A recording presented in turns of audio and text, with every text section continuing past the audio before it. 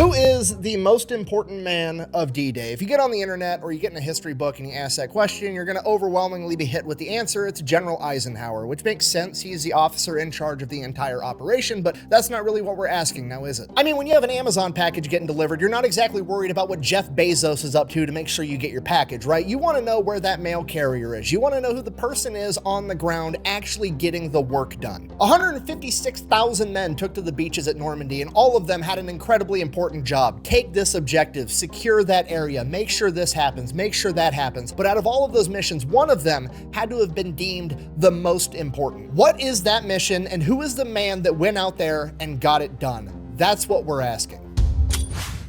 Today we're talking about Leonard Lomell, aka Bud. Despite being one of the first men wounded on D-Day, he quite literally shrugged off his gunshot wound and proceeded to lead his men into combat for 3 straight days with virtually no food, no water, and no sleep to accomplish what is deemed as the most vital aspect of the D-Day assault, according to General Omar Bradley. And we're gonna get into it right after a word from our sponsor. This video is brought to you by Ridge Wallet. All right, we've talked about this before. Ridge Wallet's awesome because it helps combat a rare medical condition known as dad wallet, okay? There are actually men out there wandering around carrying around a wallet in their back pocket that resembles a Chipotle burrito. The problem is that most men that suffer from dad wallet are in denial about it, so there's a very simple test that we can do. Open up that purse with no strap that you call a wallet, and if you still have a Blockbuster card inside of it, you have dad wallet. Sitting on a dad wallet like that is ruining your hips and it's ruining your lower back. You need to get rid of all of the junk inside of that wallet, pick out like the 5 to 7 cards that you actually use, put them inside of a Ridge wallet, and start putting it in your front pocket. And I know what you're thinking, I don't like these metal wallets. I'm old school. I prefer leather. Congratulations. Ridge is making leather wallets now too. You have zero excuse. And to make it even better, they've got leather matching phone cases. Okay. So now your OCD is happy because all your stuff is matching and your back is going to feel better. You're welcome. So go check out Ridge Wallet. I'm gonna have a link and a discount code down below. Let's get back to the video.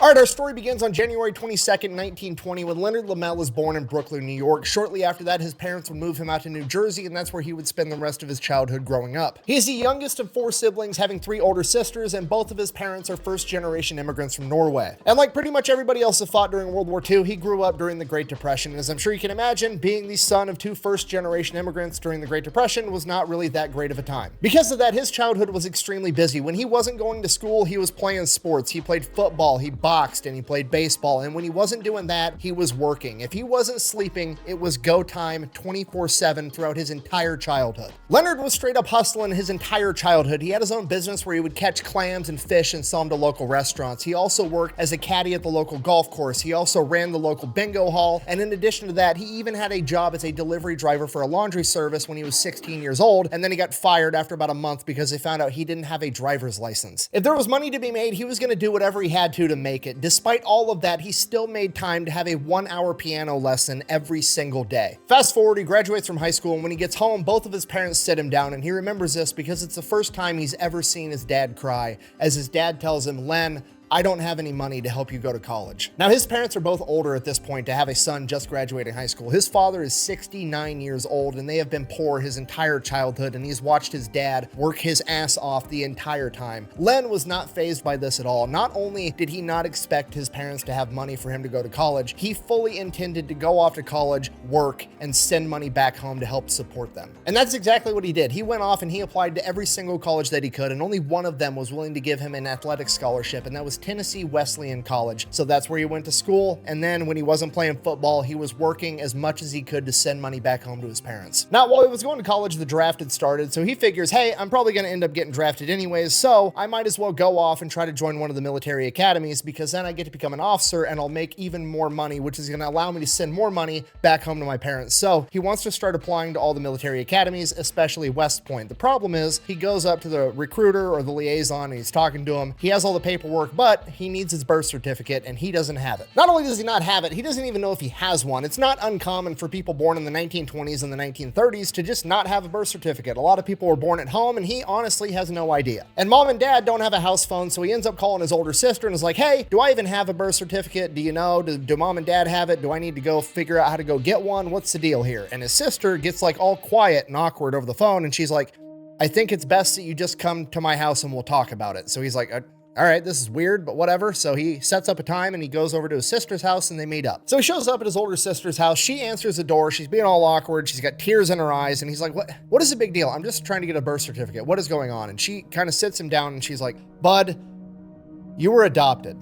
And he's like, okay, cool. So like, do you have the birth certificate or not? Like, he was completely unfazed by the entire thing. And his sister is like distraught and she's crying and she's like, what? You don't care? And he's like, no, not really. I had two terrific parents and great sisters. I love you guys. It makes literally zero impact on my life. I'm just trying to get this birth certificate so I can go off to West Point. How do I go about getting it? And his sister is like, okay, look, I'll get the birth certificate from mom and dad. You just have to promise me that you won't let them know that you know that you're adopted, because it means a lot to them, because they really do want you to know that you're their actual son. And Bud, just completely unfazed still, is like, yeah, okay, cool, great, just get the birth certificate. I got stuff to do, okay? Great, wonderful, bye. While his sister's figuring that out, he finishes up, graduates from college in 1941, moves back home to New Jersey, where he starts working for the railroad as he starts getting the rest of the paperwork together and applying to all the military academies. And then, before he can get accepted into a military academy, he ends up getting drafted, and so that kind of blows a hole in his entire plan. Oh, no! No! I'm ruined! So Bud goes off to training and he absolutely crushes it for multiple reasons. One, that's just the type of guy that he is. If he's going to do something, he wants to do a good job at it. And for two, he's smart. He realizes that the US military is expanding rapidly. And with that rapid expansion, there's going to be a lot of opportunities for promotion. And if he's the best guy around, he's going to get that promotion. And when he gets that promotion, he's going to get more money, which means he's going to have more money to send back home to mom and dad. So not only is he just coming at this as, you know, I want to do a good job, I want to survive. This man is already competing for his family to eat food back home, which, as I'm sure you can imagine, is an entirely different level of motivation that a lot of other recruits simply just don't have. Because of that, after he completes training, he goes off to his unit at the 76th Infantry Division and he rapidly climbs the ranks. In a matter of like a year, he achieves the rank of first sergeant, which, if you don't know, is absolutely crazy. Like, by today's standards, that's literally impossible. I think the fastest that you could make first sergeant today, if you did everything 110% correct and you were a literal prodigy, would be 9 years, and Leonard Lomell just did it in like 1. So because he was such a hot shot, he gets offered by his chain of command to go out to this high-speed school known as Ranger and Combat School, which is a precursor to what we know today as the Army Rangers. If you don't know, the 75th Ranger Regiment today is a special forces unit, and the easiest way I can explain this to you is they're essentially America's sharpest blunt instrument, okay? They're America's premier shock troops. They basically just took the top 1% of all the grunts, stuck them in one unit, and then they send them out to destroy things on impossible missions. And that's basically how they pitch it to Lomell. This is a school that you can go to, become a better leader, a better soldier, and then also they're going to be picking some of the best guys out of it to go into this new special forces unit called the Army Rangers that are going to get sent out on the toughest, most dangerous missions. And obviously he agrees to do it because it's going to make him look that much better come time for his next promotion. So he goes out to this Ranger course. There's 200 recruits. They strip them down. They take their rank off. All they have is this matching jumpsuit, and they beat the holy hell out of these guys for weeks. They barely feed them. They barely give them water. They're making them do hand-to-hand combat training all day long. They're doing ruck marches. They're doing physical training. It is an absolute nightmare. This is nothing like the recruiting brochure. By the time that training's over, that class of 200 high-speed soldiers has been whittled down to 60, and Leonard Lomell is one of them. Not only is he one of the 60 that made it, he is one of the very best, and he is personally asked by the general in charge if he wants to become an Army Ranger, because they are standing up the 2nd Ranger Battalion, and they are looking for new recruits. And to the general's shock, Lomell actually tells him he'd have to think about it. This kind of catches the general off guard, right? I mean, this is a big deal. He just went through Ranger school. Surely he wants to be a Ranger. Why wouldn't this guy say yes immediately? So he kind of pushes him on it, and Lomell tells him like, hey, look, I'd love to do it, but here's the deal. At the end of the day, I'm here for whoever's going to pay me the most money. If I go back to my old unit, I'm going to be a first sergeant. I don't want to come into the Ranger unit, have to take a pay cut and be like, you know, a corporal or just a regular sergeant or something. So, you know, unless you guys are going to make me a first sergeant and a Ranger first sergeant pays more than a first sergeant back in my normal infantry division, I'm going to have to think about it. At which point the general's like, cool, you're a first sergeant in the Rangers and you'll get paid more than them. At which point Lomell is like, dope, I'm in. And just like that, Leonard Lomell is now the very first sergeant of Dog Company of the 2nd Ranger Battalion. So Lomell goes, he gets all his boys from Dog Company, they start training right away, and you gotta remember, they're standing up the 2nd Ranger Battalion at this point, okay? It is a complete and utter shit show. When you're standing up a new unit, it's not just like you throw a bunch of guys together and you're like, hey, you're on a team now. No, a unit has its own culture. It has its own standard operating procedures. They have to build all of that from the ground up, and Leonard Lomell and his guys in Dog Company are there for every single second of it. And right out of the gate, it's rough. The Army's having a very tough time finding the right officers to lead this unique unit into battle, right? They're constantly rotating out battalion and company commanders, trying to find the right guys. And then they finally end up finding the right man to lead the 2nd Ranger Battalion, a lieutenant colonel by the name of Big Jim Rutter. On his very first day, he calls the entire battalion in and gives his, introductory speech on his mission and what he's trying to accomplish with the unit. And I'm paraphrasing here, but basically what he says is, look, here's the deal. I'm going to train the holy hell out of you guys. I need you to do everything I ask you to do at 110%. And in exchange, I'm going to do absolutely everything I can for you. I'm going to have your back. I'm going to be your guy, and I'm going to get you as much leave as I possibly can. If you give me everything you got, I'm going to give you everything I can in exchange. And that is just the beginning of the leadership clinic that Jim Rutter is about to put on. He starts having monthly gripe sessions for the entire battalion to air out their grievances and what they see wrong with the battalion and everything going wrong around them. And he's willing to listen to every single man under his command, even the lowest ranking private. One of the first things the Rangers complained about was that the food wasn't very good. So Jim Rutter had the cooks sent back to cook school to relearn how to do their job. Then they came back a couple weeks later and the Rangers still said the food wasn't good enough. So Jim Rutter sent them back to school again. We'll have the spaghetti with a side salad. Okay. If the salad is on top, I send it back. On another occasion, a private at one of these gripe sessions has the balls to stand up in front of the entire battalion and say, sir, when I volunteered for the Rangers, I was told that every Ranger would receive a pocket watch, and I wasn't given one. Now, to us today, this seems kind of silly or petty, but you have to put this into context, right? Back in the 1940s, watches were very much considered a luxury item because they didn't have little tiny cheap digital watches that you could buy for $15 and know what time it was. The only watches around at this time were mechanical watches and more commonly automatic watches, which are the ones that are self-winding with all the little tiny gears and springs on the inside. They're very hard to manufacture with these tiny little itty-bitty pieces. Due to the difficulty of manufacturing and the fact that the Army is growing exponentially, they simply can't manufacture watches fast enough to be able to give every person in the military a watch, despite the fact that the Army does have a standard issued watch, the A11. So at this point in time, not everybody's getting a watch. They're reserving them for the people that need them the most, people like pilots, people in leadership positions. They're definitely not giving them out to every lowly private that's just there to take orders. But this isn't just a lowly private. This is a private in the 2nd Ranger Battalion, and he was promised a watch to be a Ranger. And because of that, Jim Rutter takes off his personal watch in front of everybody and gives it to the private. So obviously Jim Rutter is an incredible leader, but more importantly than that, he's also a visionary that has all kinds of crazy training that he's going to have these Rangers do. And one of the most important things that he actually does is he goes and he gets his hands on all of the German firearms, right? He gets MG42s, he gets burp guns, he gets all the German weapons, and he trains his entire Ranger Battalion on how to disassemble, reassemble, clean, and fire all of the German weapons, because he knows that they're going to send him into a mission and they're going to run out of ammo and they might have to start picking up guns off of all the dead Germans that they've killed. So he wants every single man in the Ranger Battalion to be able to use those weapons. In addition to that, they also do a bunch of chemical warfare training in case the Germans want to break out the mustard gas like they did last time. And then after that, they mostly focus on climbing. And the way they go about that is they end up shipping over to Great Britain, and the entire battalion is staying inside of this hotel that's on a cliff overlooking the ocean, okay? And they get there and they have the battalion meeting. They explain that we're doing climbing training. And then Jim Rutter walks all the guys. There's like this carved in staircase that goes down this 80-foot cliff that goes down to the ocean. He's like, these are the cliffs that we're going to be climbing. Also, this is the only time we're using that staircase. And everybody is kind of looking around like, what?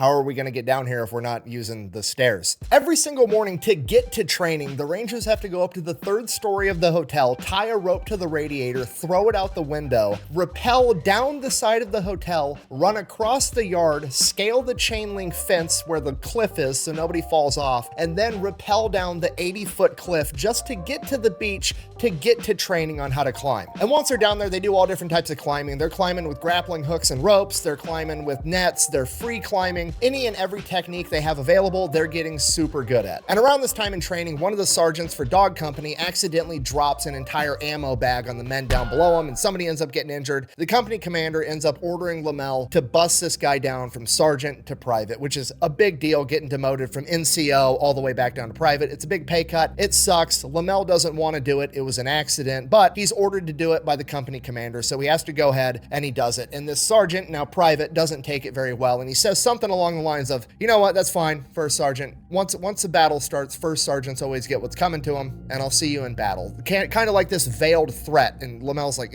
okay, whatever. Sorry, you're upset. Anyways, moving on. They get back to training and they're climbing more. And while they continue their climbing training, they find out that not only are they going to be partaking in D-Day, but they are going to be given the most dangerous and most important mission of the entire D-Day assault.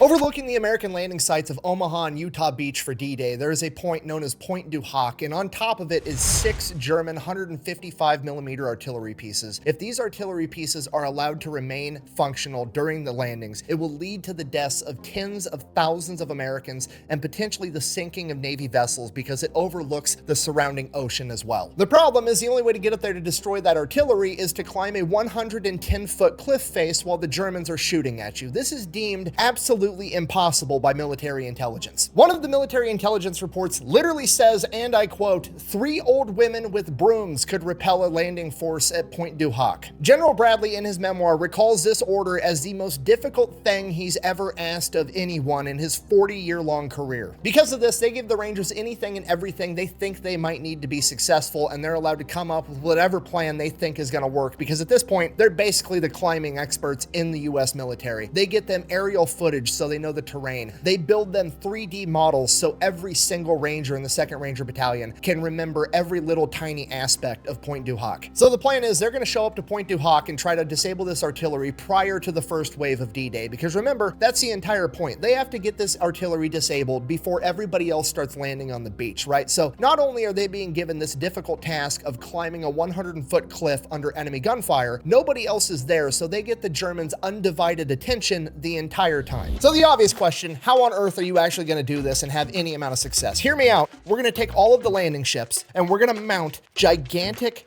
grappling hooks onto rocket launchers, and we're just going to beach the ships and fire rocket-propelled grappling hooks up over the cliff and start climbing as fast as humanly possible. And then as soon as some of the guys start making it to the top of the cliff and getting in a firefight with the Germans, and the Germans have their hands occupied with that, we're going to bring in another landing ship that's got a fire truck ladder on it that can reach to the top of this cliff. We're going to beach that and then use the fire truck ladder to funnel more guys up the cliff even faster. And at the top of that fire truck ladder is going to be a guy with 3 Vickers machine guns. So he's just going to pop up from over this cliff edge with 3 machine guns and start mowing down Germans. It's the craziest fucking plan I've ever heard in my life. So what do you need besides a miracle?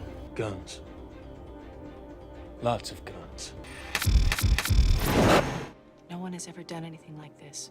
That's why it's going to work. You remember a couple of minutes ago when I said the Rangers are the US military's sharpest blunt instrument? This is exactly what I'm talking about, okay? Their strategy is to run face first into the German defenses and just be so fast and so overtly aggressive that they win anyways. I mean, could you imagine being a German soldier, seeing a bunch of American ships roll up and they're like, oh hey, the Americans are here, and suddenly gigantic fucking grappling hooks strapped to rockets start landing 100 feet up this cliff next to you? You're like, what the fuck is going on? And then as soon as you're able to get your shoes on and grab your gun and go do something about it, a fucking fire truck ladder pops up from over the side of this cliff with a dude with 3 fucking machine guns. He's only got 2 arms. What does he need 3 machine guns for? This is the most American shit I've ever heard of in my entire life. I mean, we've all heard the expression, it's faster to switch to your sidearm than it is to reload, but we've never heard the expression, it's faster to switch to your tertiary machine gun than it is to reload your first 2 machine guns. So that's really the entire game plan, just straight up brute force and ignorance. Hit the enemy so hard, so fast that the fight is over before they even know they're in a fight.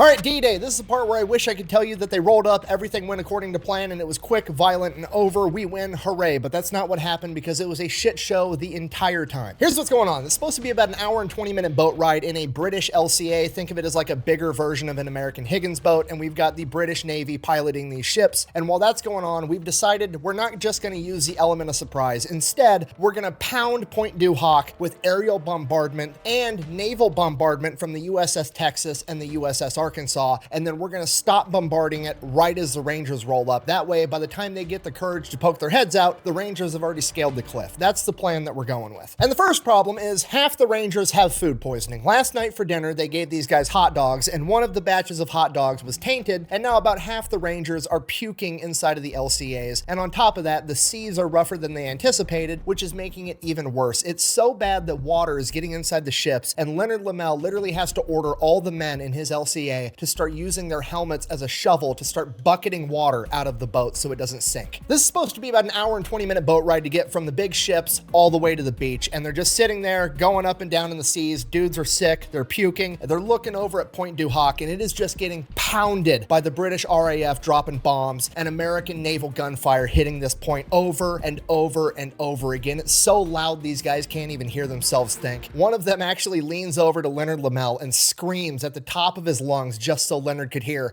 "I wonder if they know we're coming." As they get closer and closer to the shore, both Lieutenant Colonel Rudder and Lomell realize that the British coxswains that are driving these boats are taking them to the wrong drop-off point. It takes a while, but they argue with the British. They're telling them they're going to the wrong spot. The British don't think they are. The Rangers are like, "Trust me, we've memorized every square inch of this beach. We know exactly where we're supposed to be. You need to take us over there." So they change course, but they're wasting time, right? Because they're bombarding Point du Hoc, and they need to be able to land and start climbing that cliff the second those bombs and naval gunfire stop. As they begin making their way to the right drop-off point, the seas are so rough that some of these boats are getting so much water in them that two of them actually end up sinking, and the other boats have to make the hard decision to just keep pushing forward because they don't have time to stop and save these guys. Another Navy ship's gonna have to come in after them and pick them up later. And just like that, before they even hit the beach, they are already going from 225 Rangers down to 180. By the time they reach the beach at Point du Hoc, they are 40 minutes behind schedule, meaning that the bombardment has ended 40 minutes ago, and the Nazis have had about 30 minutes to regroup and get ready for this attack that they know is coming. This is already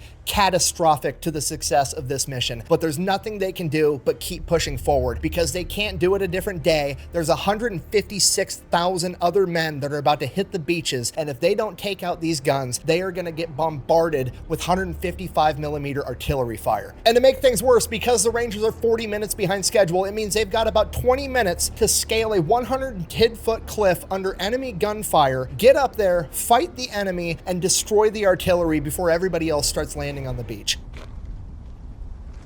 Let's go to work. Lomell's boat is one of the first ones to beach itself. They drop the door. He goes running out first. He's going to lead his men into combat. He's supposed to be in about ankle deep water. He takes one step and sinks. He's completely consumed by the water. In hindsight, he thinks that one of the bombs from the RAF missed its target and created a crater right where the water line is. It filled with water, and that's what he was sucked into. But his men end up pulling him out, and as soon as his men get him pulled out, he gets shot in the back. And Lomell, having been shot and almost drowned in the matter of a couple of seconds, doesn't really know what happened, so he turns around thinking that he'd been shot, and the first person that he sees is that private that had threatened him. "I'll see you in combat, First Sergeant." His brain immediately thinks, this motherfucker just shot me, so he goes and grabs this kid, and the medic and all the other men have to pull Lomell off of him. We're like, "No, he didn't shoot you, it was the enemy." So Lomell turns and runs into combat. His men go running after him, and Lomell and the rest of Dog Company manage to scale the 110-foot cliff under enemy gunfire in under 10 minutes. Okay, just for the record, I can't get my wife and kids in the car in under 10 minutes, and these guys got 30 men with guns and 50-pound backpacks up a 110-foot vertical cliff under enemy gunfire in 10 minutes. That's crazy. Lomell's Dog Company and Easy Company are the first ones up the cliff, and the minute they get up there, they are immediately disoriented, and all their plans go right out the window. Remember, they studied the terrain. They know what it's supposed to look like up there, and it does not look like that now. The Allied forces have bombarded Point du Hoc with 380 tons of ordnance, okay? What they're looking at now resembles the surface of the moon. There's no time to make a new plan. The clock is ticking, and they have to destroy these guns, okay? Given a lack of instruction, you have to resort to destruction. All all of the Rangers proceed to dive into one of these massive craters from a bomb. They said these craters were so big that they could easily fit 15 to 20 men. Half the men in the crater pop up and start returning fire to the Germans, giving cover for the other half of the men to jump to the next nearest crater. Then they begin returning fire so that the other half can catch up to them, and they begin using bounding or leapfrogging to go all the way to where one of these guns are. They can see the massive gun barrel sticking up in the air, pointed at Omaha Beach. They finally get to the gun and they hop down in the artillery emplacement. It's not a gun, it's a fucking telephone pole that's propped up to look like a gun barrel. Immediately, Lomell is like, what the fuck is going on? But we can't wait. We have to keep going. There's potentially 5 more guns and we need to take them out too. So they begin bounding again to the next gun. It's a telephone pole. The next gun, it's a telephone pole. Soon, they've been to all 6 artillery emplacements and all of them are telephone poles. The guns aren't even here. Lomell is furious. He's got steam coming out of his ears. Was all this for nothing? Were the guns ever here? Was this just a clever ploy by the Germans and the US military intelligence fell for it? Did he just risk his life and all the lives of his men for literally no reason at all? And as Lomell's trying to figure out what to do next, there's this underground fortress that they didn't even tell him was there. They just found it. So Easy Company ends up going in. They're going to clear out the fortress while the rest of Dog Company goes and tries to find these guns. And if they can't find the guns, they're going to go to the road back behind Point du Hoc and try to hold it to prevent German reinforcements from going to Omaha and Utah Beach. So Easy and Dog Company split up. Dog Company heads out to go defend this road, and as they're making their way there, Lomell notices a set of ruts in one of the roads, like something really heavy drove through when the ground was wet. He wants to go investigate, but also he can't. He's literally accomplished nothing so far, and he has to go defend this road and prevent reinforcements. He has to do something to help the guys out on the beach. So what he decides to do is he's going to send the rest of his company to go defend that road. They all know what they're doing. He grabs his best buddy, Jack Kuhn, and him and Jack are going to go investigate these ruts real quick. It's probably nothing, but he has to know. So Lomell and Jack take off running, following these ruts, and after about a mile, it actually leads to all 6 of the German guns.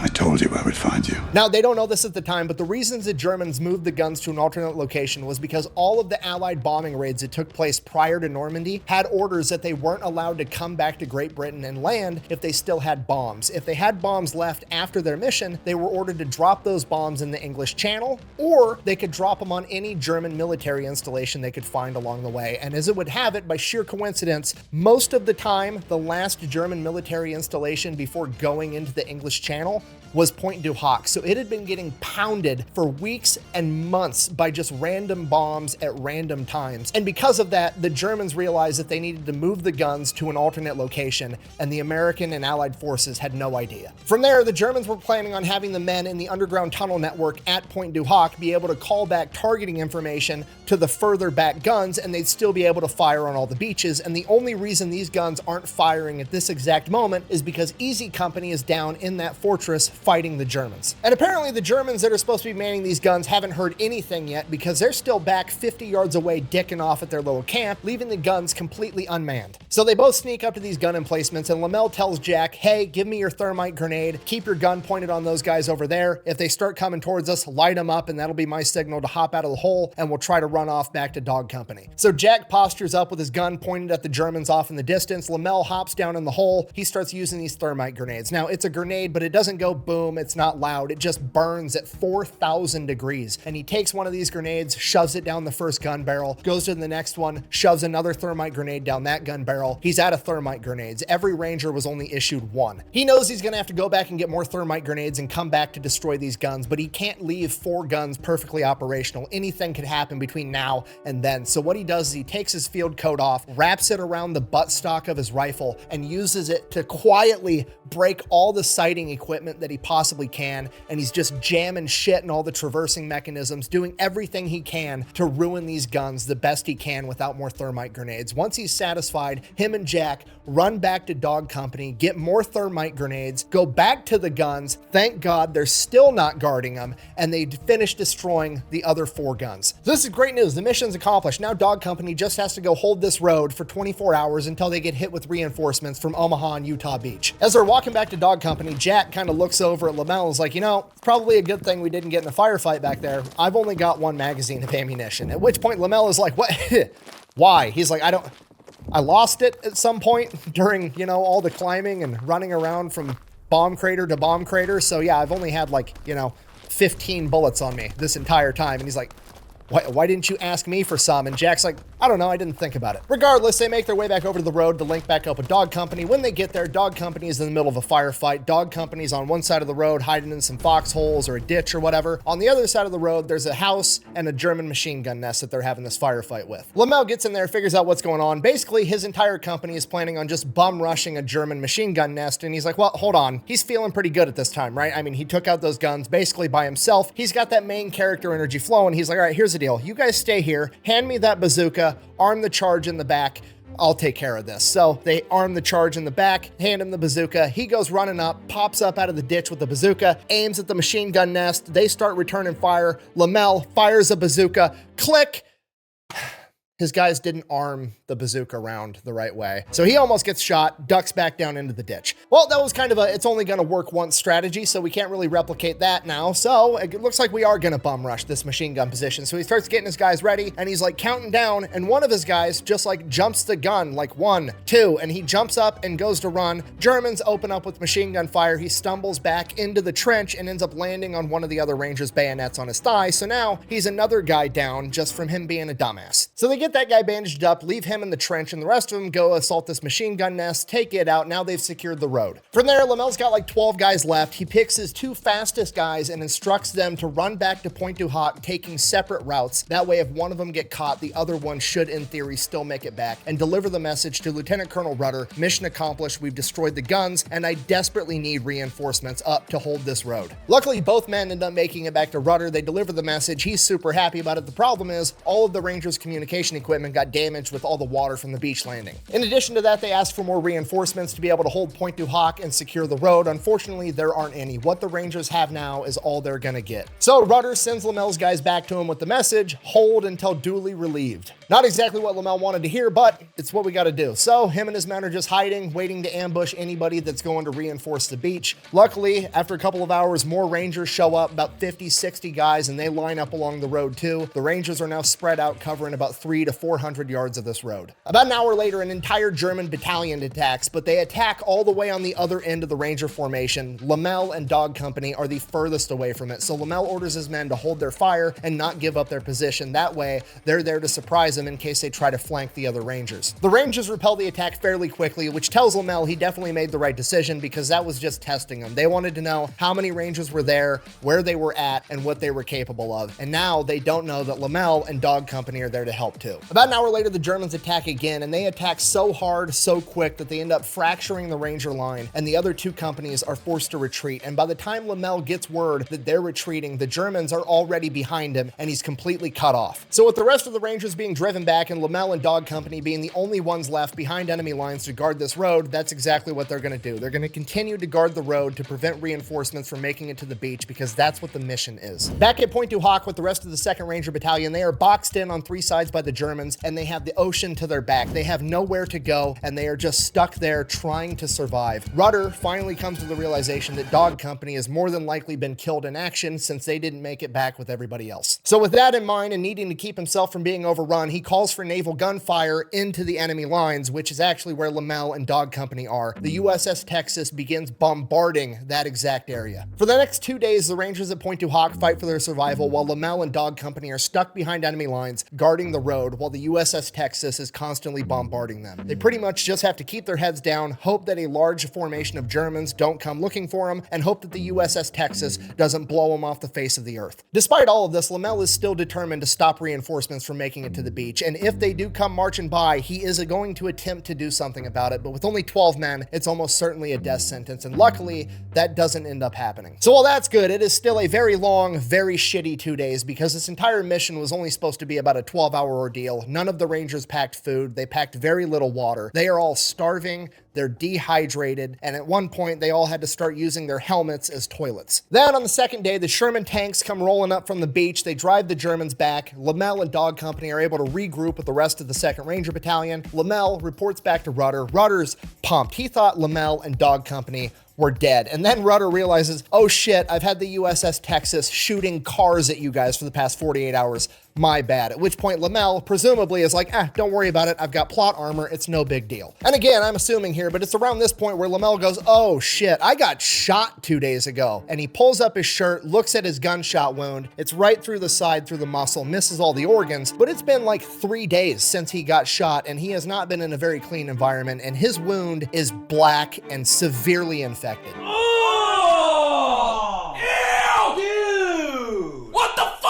Lomell immediately gets loaded up on a boat, sent out to a hospital ship. On the hospital ship, the surgeon is like, that's too much for me to handle here, and he gets sent back to Britain. While at Britain, Lomell undergoes surgery, gets treated with antibiotics. After he's recovered enough to actually, be given some kind of an assignment, it's basically determined by the chain of command, like, hey, we basically sent you in on a death mission. You got shot. You're the one that took out the guns at Point du Hoc. You've done enough. We're not going to send you back into combat. We're actually going to put you in charge of this prison, and this prison is full of American soldiers that skipped out on D-Day. And Lomell's not even a little bit interested. He basically goes AWOL, hitchhikes back to the front line, and links back up with the 2nd Ranger Battalion and Dog Company. I'm back. So he makes it back to his guys, and they're only like 7 miles further inland than they were when he actually left. And everybody kind of thinks that like the Battle of Normandy was like the opening scene of Saving Private Ryan. It was literally 45 minutes and that was the end of it. But the Battle of Normandy was almost 3 whole months. So they're still in the middle of the same battle where he was injured. He's went back to a different country, gotten surgery, and hitchhiked back to the front line of the very same overall major battle. Okay, if you're not picking up what I'm putting down, the enemy literally took out Leonard Lomell and he respawned into the same battle. Okay, this is the most main character shit that's ever happened. So he gets back to the 2nd Ranger Battalion. He is immediately given a promotion to Sergeant Major, the highest enlisted rank, and then he is also given the Distinguished Service Cross. Now, the Distinguished Service Cross is the 2nd highest award that you can get, right below the Medal of Honor, which raises a question, why on earth is he not being awarded the Medal of Honor? And the answer to that actually lies with the 1st Ranger Battalion that is currently basically a bunch of living legends after fighting through North Africa and Italy. Their commander, William Darby, they were affectionately known as Darby's Rangers. He felt that the Rangers were not a group of individuals that fought on the battlefield together, but they were one singular entity because that's how tight-knit their team was. So with that sentiment in mind, he kind of declared that Rangers weren't really eligible for the Medal of Honor because they didn't feel that one man should be honored, the entire unit should be honored. So on one hand, that's kind of cool, but on the other hand, it's kind of silly because he still allowed the Rangers to get every other singular individual awarded medal under the sun, including the Distinguished Service Cross, Silver Stars, Bronze Stars. So like, why not let them get the Medal of Honor as well? Just seems kind of silly. And Lieutenant Colonel Rudder actually kind of agreed with me, and because of that, when he pinned the Distinguished Service Cross on Lomell's chest, he told him, and I quote, "This is your Medal of Honor." From here, the Rangers are going out on missions, a couple of skirmishes here and there. They end up going to the Battle of Brest. There's this hilltop that nobody else can take called Hill 63. They send the Rangers in. Rangers take over the entire thing. They control the hill until the battle at Brest is over. They've won that. After that battle, Lomell gets another promotion and he gets a battlefield commission to 2nd Lieutenant, becoming an officer. From here, the Rangers get sent over to a place called the Hertzkin Forest. Very, very dense forest, and it holds virtually no strategic advantage to the Allies, but for some reason, the Germans really seem to think it's important, so the Americans are just going to fight them for it. They don't even know why. And here's a kicker and sad/ironic part, but the Germans are actually running on the exact same logic. They also have no need for the Hertzkin Forest, and they don't know why they're fighting there. The only reason they're showing up and fighting so hard is because the Americans are showing up there and fighting so hard. So they think the Americans want it for some type of strategic advantage, and they have no idea why either. So literally both sides of this extremely deadly battle are just operating on, I don't know what you're up to, but fuck you, I'm not gonna allow it. Guess what? What? Fuck you! Fuck you! Fuck you! So Lomell and the Rangers end up showing up, and he's thinking in his head like, okay, I'm an officer now. They're going to send us into battle. I'm going to go take the hard objective, whatever that is. We're going to win. Hooray. But the leadership doesn't really understand how to use the Rangers or know how to use them yet. So they just end up putting them out on the line and tell them to hold this ground and don't let the Germans through. And Lomell's pissed about this because A, this isn't how Rangers are supposed to be used, and B, this job absolutely sucks. You got to remember, it's like October 1944 over in like the Belgium, Germany area. Okay, it's super cold.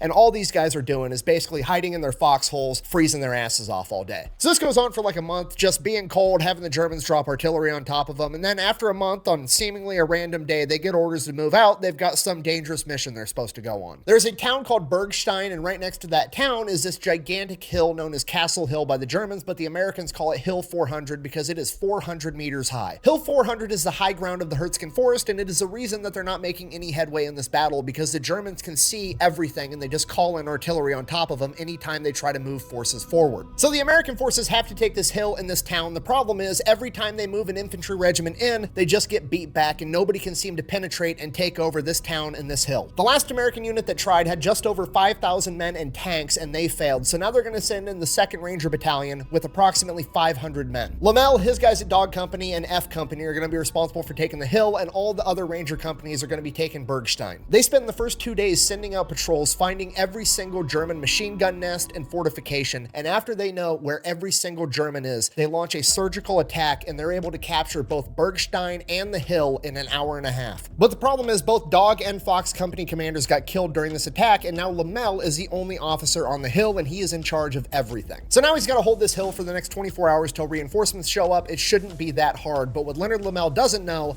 is that the only objective that the Germans care about in the Hurtzgen Forest is Hill 400. You see, Hill 400 is high enough that if the Allies have it, they're going to be able to see far enough into enemy lines that they're going to be able to see a massive German force amassing, and they're going to know that a major German offensive is coming, and that is what is the Ardennes Offensive, or the Battle of the Bulge. This is Hitler's last-ditch effort to turn the tide of World War II, and it relies heavily on the element of surprise, and if the Allies have Hill 400 and they see it coming, it could ruin the entire plan. So the Germans absolutely have to retake this hill. And because of that, the German general in charge sends in his best infantry unit with the orders that whoever's able to retake that hill is all going to get their men Iron Crosses, which is like a very high-ranking German medal for valor, and they're all going to get 2 weeks of leave. Back on the hill, Lomell immediately orders all of the Rangers to start digging foxholes because he knows a fight might be coming, he just doesn't know how bad, and either way, you need foxholes to play defense, so that's what they try to do. Problem, it's winter, there's snow and ice all over the ground, and there's tree roots all over this dirt, so whatever foxholes they're able to dig, they're not very deep. So an hour later, when the German artillery starts landing, it absolutely devastates every Ranger on top of that hill. Almost every Ranger on top of the hill is hit with shrapnel from German artillery. It's just a matter of how bad their individual injuries are. Lomell himself is also hit in the hand, and his index finger is dangling by a piece of connective tissue. Between Dog and Fox Company, about 130 Rangers attack this hill, and right out of the gate, Lomell is already down to about 40 men that can move around and actually fight, and his mom's going to be pissed off because he's not going to be able to play the piano with 9 fingers. Lomell immediately realizes that playing conventional defense isn't going to work. He doesn't really have many foxholes, and even if he did, he doesn't have enough men to man them.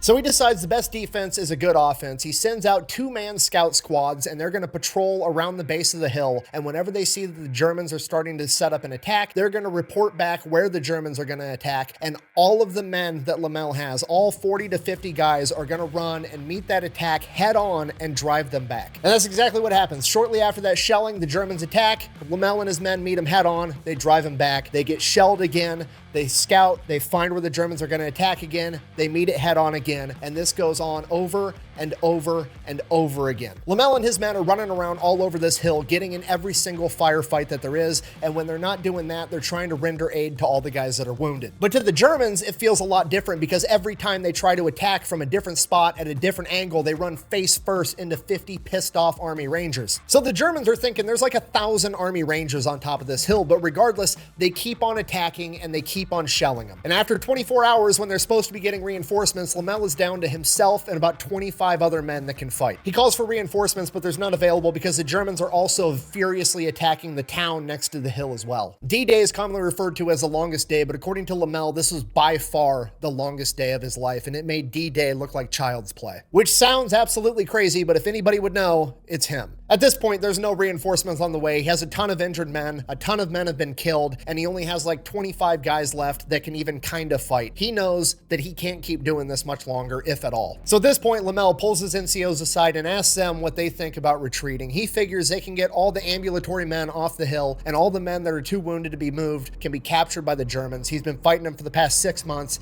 and he knows that the Germans are at least going to give them aid and take care of them to some degree. Best we came up with, sir, is like, fuck it, you know? Fuck it. It's gonna be a shit show no matter what we do. All right. Fuck it.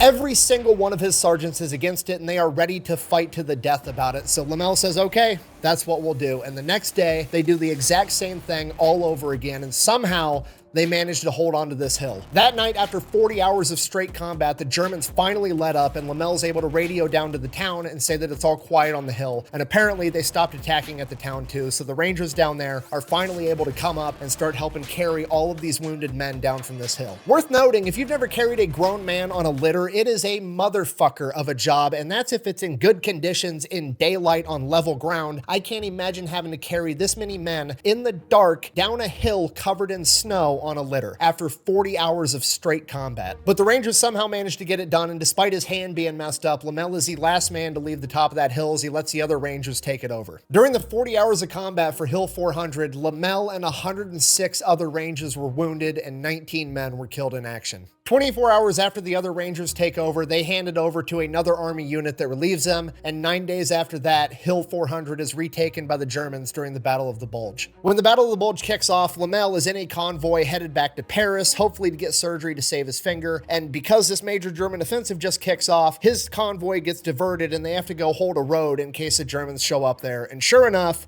they do. So now, Lomell, being the only officer there, has to lead this ragtag group of whoever the fuck soldiers into combat to fight the Germans. He does. They repel the Germans, but Lomell ends up getting burned and blown up and is now suffering from internal bleeding. So now he's in a field hospital getting treated for internal bleeding, and while he's in there, General Eisenhower signs an order that any soldier that's been wounded at least twice and has earned a medal for valor gets 30 days of leave. Lomell qualifies, and he absolutely wants to go home for a month, understandably so. The problem is the doctor's not going to release him until he can submit a stool sample that shows that he's not still suffering from internal bleeding. So he does what absolutely anybody would do. He has one of his buddies shit in that cup for him, and then he goes home.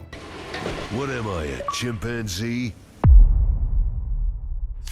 Once he gets home, he has to undergo multiple surgeries to save the use of his hand. Once it's all said and done, the war's basically over. He's not getting shipped back overseas. So then Leonard Lomell goes back home and he proceeds to do absolutely nothing, which completely justified. The guy probably needs a minute to decompress. So this goes on for a couple of months, and after a while, his mom has finally had enough of it. And she's like, Leonard, go talk to that girl you were talking to before the war or something. Get out of my house. And Lomell is like, Mom, I don't have anything. I don't have a car. I sent all the money I made during the war back home to you guys so you guys could get by. I didn't save any for myself. I gotta figure out what I'm gonna do with my life. At which point, Mom, being a complete badass, is like, here you go, kid. I saved $1,500 out of the money you sent me. And he's able to go and buy a brand new car. So he shows up with his new wheels, impresses his old sweetheart, Charlotte. They start dating again. He starts going to law school. He graduates law school. He marries Charlotte. A couple of years into being a lawyer, he gets in trouble because he wrestles with another lawyer inside of the judge's office to settle a dispute. But, you know, everything's going great. It's fantastic. Ends up having a bunch of kids, running his own law firm. The poor kid that was literally catching fish and clams and selling them to restaurants during the Great Depression that grew up dirt poor is now a millionaire lawyer, and he is living the American dream. And my favorite part of the story is he gets older in his late 50s, his 60s, his 70s. He gets the opportunity to go back to the places that he had battles in World War II. He gets to go back to Pointe du Hoc. He gets to go back to Hill 400. And when he's at Hill 400, he's kind of a celebrity and everybody wants to talk to him, and it's because the German historians and the German active duty military people there that are giving him the tour and everything want to know how many men did he have on top of that hill.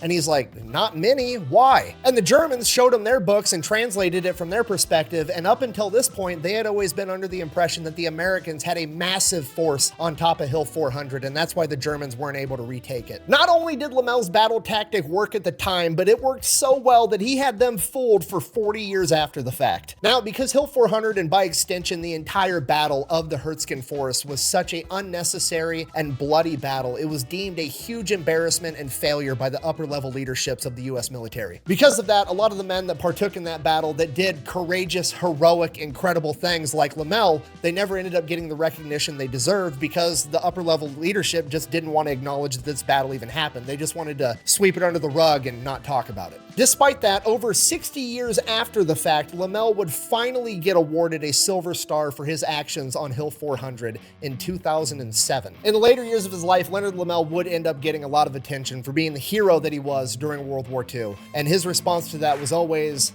we weren't heroes, we were just good Rangers. Thank you for watching. Best way to support the channel is go buy some merch over at thefatelectrician.com. Quack bang, out. You know what? I'm just going to level with you guys. There's no way that you can research people like this and not feel like a giant bitch the entire time, okay? I feel like a big tough guy because I can do a lot of push-ups and I've been doing jujitsu for 15 years. And then you start reading about Bud Lomell, who got shot at D-Day and didn't just walk it off. He proceeded to climb a 100-foot cliff in 10 minutes after getting shot, while he's also continuing to get shot at by Nazis with machine guns. And then he goes and takes out an entire artillery battery by himself, saving tens of thousands of people. And that's just the beginning of this dude's story. Dudes were just built different back then. I don't even know. Regardless, I guess now at least we know the answer to who's the most important man at D-Day. Thanks for watching. I gotta go. When our ears returned to normal and I was sitting with Jack that night or the next night, Jack said, "It's a damn good thing you didn't need me to fire my weapon. I only had one clip." He only had one clip. I said, where was your other ammunition? He said, "I lost it when we were running down that road, and I don't know where. I just had one clip in my pocket, one clip in my submachine gun." And I said, "Well, why didn't you ask me for mine?" He said, "I didn't think about it." So I practically got an unarmed guy up there with one or two clips.